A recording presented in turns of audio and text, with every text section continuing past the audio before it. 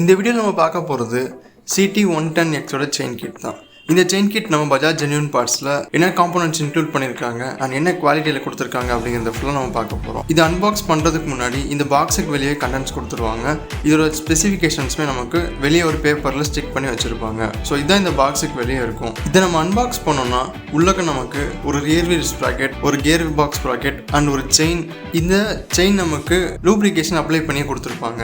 இந்த gear box ஸ்ப்ராக்கெட்டும் rear wheel ஸ்ப்ராக்கெட்டும் பார்க்குறதுக்கு இந்த மாதிரி தான் இருக்கும். அண்ட் மேட் பிளாக் கலரில் இருக்கும். அண்ட் அதுவும் இந்த பிளாக் வந்து கொஞ்சம் டார்க் கலரில் இருக்கும். இதில் ஒரு ஸ்பெஷலான ஒரு கோட்டிங் கொடுத்துருப்பாங்க. ஸோ தொட்டு பார்க்கும்போது ஒரு மாதிரி கொஞ்சம் ரஃபாக இருக்கும். இந்த செயின் கிட்டோட ஸ்பெசிஃபிகேஷன்ஸை என்னென்னு பார்த்துடலாம். இதில் நமக்கு ரியர் வீல் ஸ்ப்ராக்கெட்டில் 41 டீத்ஸ் வருது.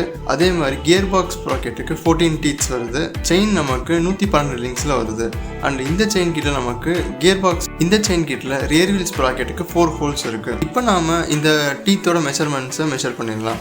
இதில் நமக்கு கியர் பாக்ஸ் ஸ்ப்ராக்கெட்டோட திக்னஸ் வந்து 7.26 மில்லிமீட்டர்ஸ் இருக்குது.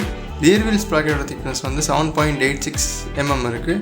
ஆல்சோ நான் முதல் சொன்ன மாதிரி இதில் நமக்கு செயின் வந்து ப்ரீ அப்ளைட் லூப்ரிகண்டோட வந்துடுது. ஸோ நமக்கு அடிஷ்னல் எந்த ஒரு லூப்ரிகேஷன் அடிக்க தேவையில்லை. நீங்கள் ஒரு 1000 கிலோமீட்டர்ஸ்க்கு ஒருக்க செயின் லூப் மட்டும் கண்டிப்பாக அடித்தா போதும். உங்களுக்கு இந்த செயின் கிட் வேணும்னா நீங்கள் எங்களோட வெப்சைட் 2Wheelerspares.com போய் பர்ச்சேஸ் பண்ணிக்கலாம். இந்த செயின் கிட் மட்டும் இல்லாமல் நிறைய செயின் கிட்ஸை எங்களோட வெப்சைட்டில் நாங்கள் அங்கே லிஸ்டிங் பண்ணி வச்சுருக்கோம். உங்களுக்கு தேவைப்பட்டுச்சுன்னா நீங்கள் அங்கே பார்த்து எடுத்துக்கலாம். நீங்கள் ஒரு வேளைக்கு செயின் கிட்டை ரீப்ளேஸ் பண்ண போகிறீங்க, இல்லை செயின் கிட்டை ஃபிக்ஸ் பண்ண போகிறீங்க அப்படின்னா இந்த செயின் கிட்டை கன்சிடர் பண்ணுவீங்களாங்கிறத மறக்காமல் கமெண்ட்ஸை சொல்லுங்கள். நான் பார்த்து தெரிஞ்சுக்கிறேன். மறக்காமல் நமக்கு சப்ஸ்கிரைப் பண்ணுங்கள்.